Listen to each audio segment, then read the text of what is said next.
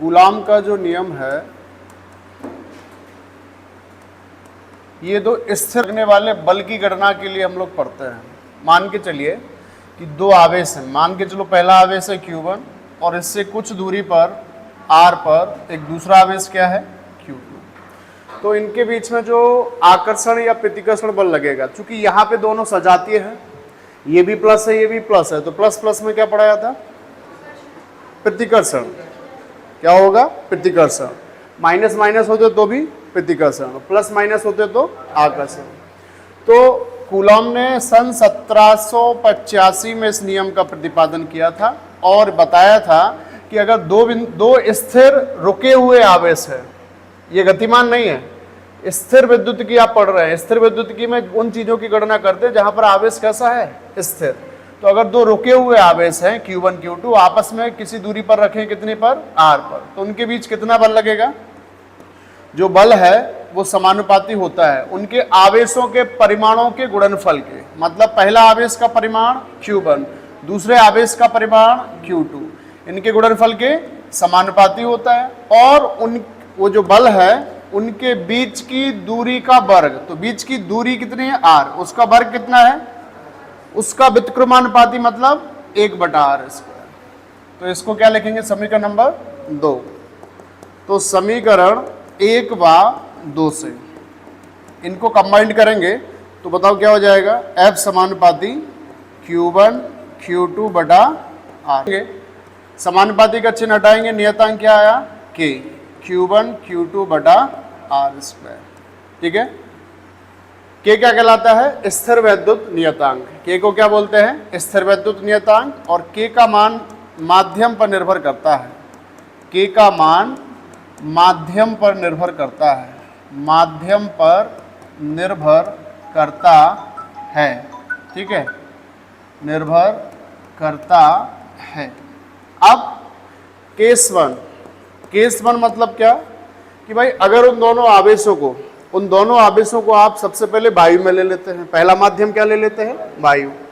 तो मान लेते हैं Q1 Q2 को कहाँ रखें, वायु में। तो जब Q1 व Q2 वायु में स्थित हों, अगर वायु में स्थित हैं तो देखो बोला ना K का मान माध्यम पर निर्भर करता है, तो उसके लिए K का मान दिया गया क्या, 1/4 पाई एप्सिलॉन नॉट। वायु या निर्वात दोनों के लिए है, वायु या निर्वात में स्थित हों। तो ये वाला K का मान यहां रखेंगे तो बताओ क्या मिलेगा, F बराबर K की जगह क्या रखोगे, 1/4 pi epsilon not Q1 Q2 बटा R²। ठीक है।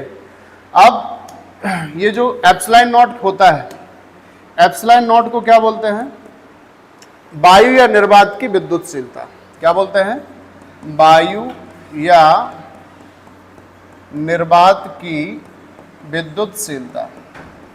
विद्युतशीलता बोलो या पारगम्यता। ठीक है।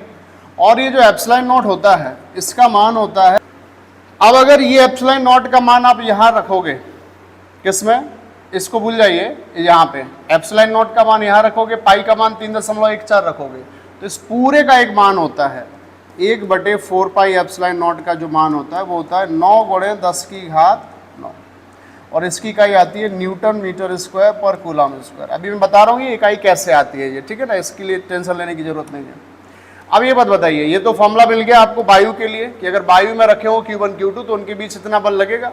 तो आप या तो इसकी जगह ये रख सकते हो या फिर आपको यही फॉर्मूला मिल गया और ये बल है तो इकाई क्या हो जाएगी, न्यूटन। अच्छा, तो अगर केस 2 की बात करें, केस 2 में अभी कहाँ रखा था दोनों आवेशों को, वायु में।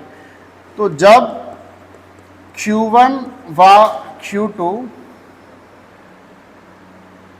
किसी अन्य माध्यम में स्थित हो, किसी अन्य माध्यम में स्थित हों, तो अगर ये अन्य माध्यम में स्थित होंगे तो जो K का मान होता है वो होता है 1/4 पाई एप्सिलॉन कितना होता है 1/4 पाई एप्सिलॉन। ठीक है जी।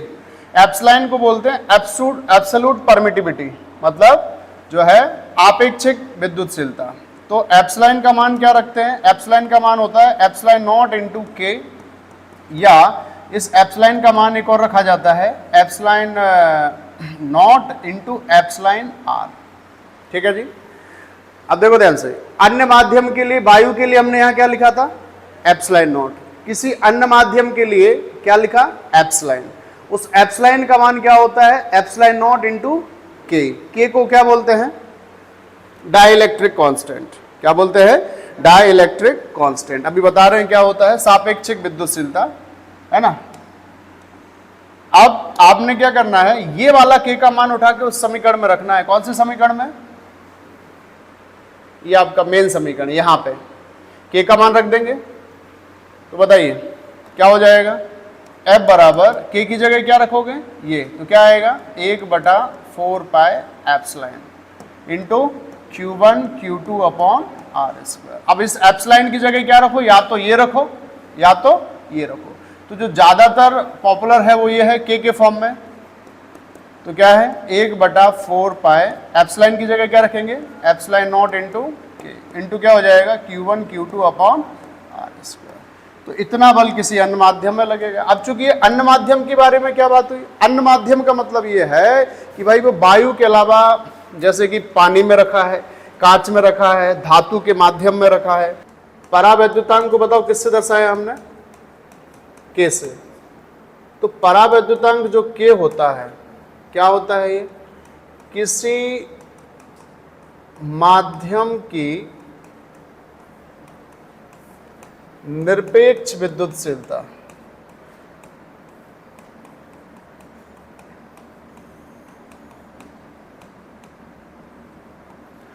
अपॉन वायु या निर्वात की विद्युतशीलता, वायु या निर्वात की विद्युतशीलता।